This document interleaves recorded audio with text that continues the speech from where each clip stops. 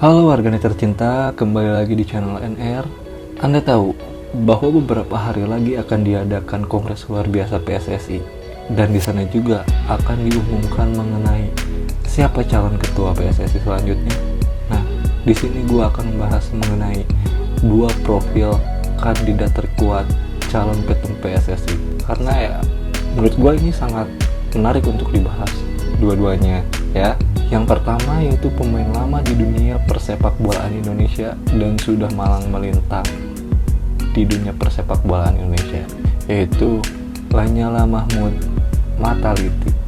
Dan yang kedua, pemain baru di dunia persepakbolaan Indonesia namun memiliki track record di dunia olahraga internasional, sekaligus mantan presiden klub Inter Milan.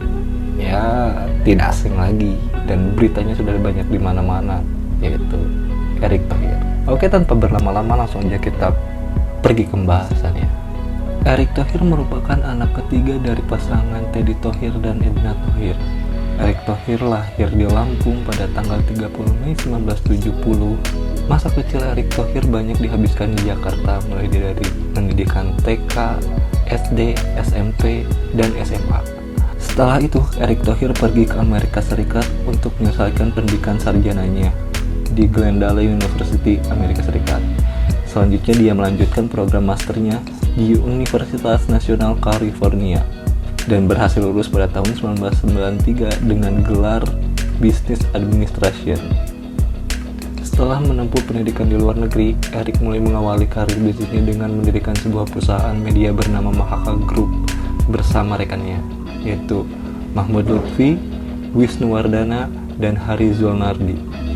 Dia mendapatkan bimbingan dari sang ayah yang juga merupakan seorang pebisnis yang terkenal tentunya, dan juga dari wartawan senior yaitu Jakob Utama dan Dahlan Iskan. Ya, ini merupakan kecintaan seorang ayah untuk anaknya agar bisa berkembang. Ya, seharusnya semua orang di Indonesia juga ayahnya atau memiliki orang tua seperti ayah Erick Thohir ini. Karena pada saat itu Erick Thohir belum terlalu memahami seluk-beluk bisnis di dunia media. Perlahan tapi pasti perusahaan ini mulai berkembang karena Mahaka Group berhasil mengakuisisi Harian Republika yang saat itu sedang dilanda krisis keuangan dan terancam bangkrut pada tahun 2001. Erick Thohir lalu menjabat sebagai presiden direktur perusahaan tersebut sampai tanggal 30 Juni 2008, dan terhitung sejak Juni 2010 dia menjabat sebagai komisioner. Tidak sampai di situ saja, Erick Thohir juga berhasil menguasai majalah E+, Golf Design, dan Parents Indonesia. Sedangkan untuk urusan bisnis surat kabar, Erick Thohir memiliki anak perusahaan Surat Kabar Republika dan Sinciu Indonesia.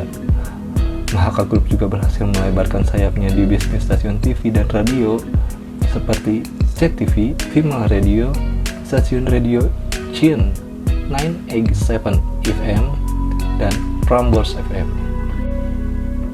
Bagi yang belum mengetahui apa sepak terjang Erick Thohir, pemilik Mahaka Group ini dikenal menjadi pengusaha yang sukses sebelum menjadi Menteri Badan Usaha Milik Negara atau BUMN pada Kabinet Indonesia Maju. Bayangkan saja, di usianya yang sangat muda, Erick Thohir sudah disegani dan diperhitungkan oleh pebisnis-pebisnis lain di Indonesia. Perjalanan karir Erick Thohir tidak hanya di dunia bisnis media saja, tapi Erick Thohir juga menjabat sebagai Ketua Umum Perbasi pada tahun 2004 sampai 2006. Pada masa jabatannya sebagai Ketua Umum Perbasi, Erick Thohir banyak melakukan terobosan-terobosan yang keren menurut saya. Ini bisa dilihat dari berita-berita yang ada di media tulis, online, ataupun sebagainya. Setelah itu, pada tahun 2009 sampai 2019, Erick Thohir menjadi wakil komisaris dan pemegang saham PT Persib Bandung Bermartabat. Selama Erick Thohir menjadi pemegang saham di Persib, Erick Thohir bahkan sampai mendatangkan Michael Essien. Ya, siapa yang tidak tahu Michael Essien? Pemain bola Eropa, pemain bola top, pemain bola yang dulu bermain di Chelsea datang ke Indonesia. Namun sayang sekali, pada saat itu Michael Essien tidak dapat menunjukkan performa yang terbaik untuk Persib Bandung. Pada tahun 2010-2012, Erick Thohir menjadi owner klub basket Philadelphia 76 yang bermarkas di Amerika Serikat. Selama masa jabatan Erick Thohir, klub basket Philadelphia 76 ini selalu finish di peringkat ketiga. Ya, itu prestasi yang sangat baik untuk orang Indonesia menurut saya ya, karena menjadi owner gitu dan bisa finish di peringkat ketiga secara berturut-turut loh. Selain memiliki perusahaan TV, Erick Thohir juga menjadi direktur utama TV One pada tahun 2010 sampai 2019. Bayangkan saja, secara bersamaan Erick Thohir menjabat menjadi orang penting di 3 stasiun televisi nasional, JEK TV, TV One, dan Antv. Ya, mungkin ini merupakan salah satu contoh dari pebisnis muda yang diperhitungkan oleh pebisnis-pebisnis yang terdahulu, karena ya secara prestasi dan secara karir Erick Thohir memang top. Perjalanan karir Erick Thohir pun berlanjut. Pada tahun 2012 sampai 2018, Erick Thohir menjadi pemilik klub bola DC United yang bermarkas di Amerika Serikat. Selama Erick Thohir menjadi pemilik klub DC United, Erick Thohir membuat gebrakan yang mencengangkan. Salah satunya yaitu Erick Thohir melepas saham klub NBA Philadelphia untuk mendatangkan Wayne Rooney. Perlu diketahui juga, DC United ini adalah salah satu klub legendaris Amerika Serikat, terutama pada tahun 1990 dan awal era 2000-an. DC United ini pernah 4 kali meraih gelar MLS Cup di era tersebut. Ngomong-ngomong tentang MLS, ini kalau di Amerika Serikat itu merupakan kasta tertingginya sepak bola di sana. Kalau di Indonesia sih ya Liga 1 gitu. Namun pada saat itu DC United mengalami krisis keuangan dan juga diikuti krisis performan.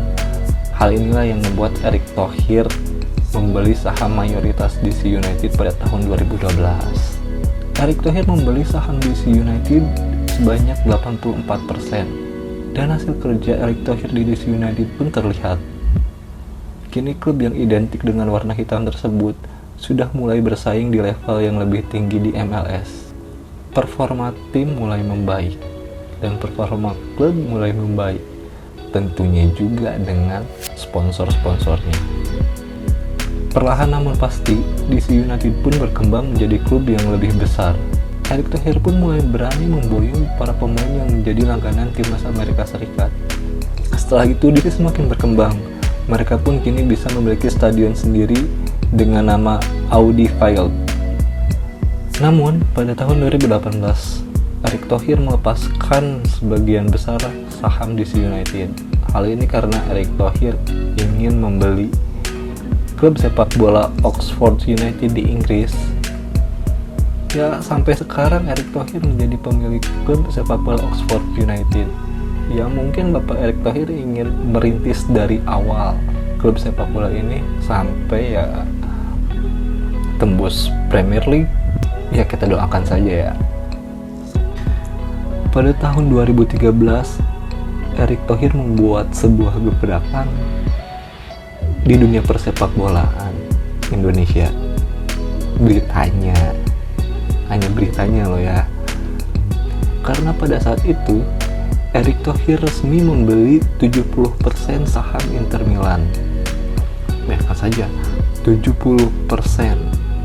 Ya, kalau dirata-ratakan 70% itu senilai 350 juta euro atau hampir senilai 5,4 triliun rupiah. Itu angka yang sangat mencengangkan lah pada saat itu. Bayangkan aja, 5,4 T. Dan yang membeli orang Indonesia. Tentu saja dong. membuat geger dunia persepak bolaan Indonesia. Mungkin cukup dulu untuk pembahasan mengenai Erick Thohir.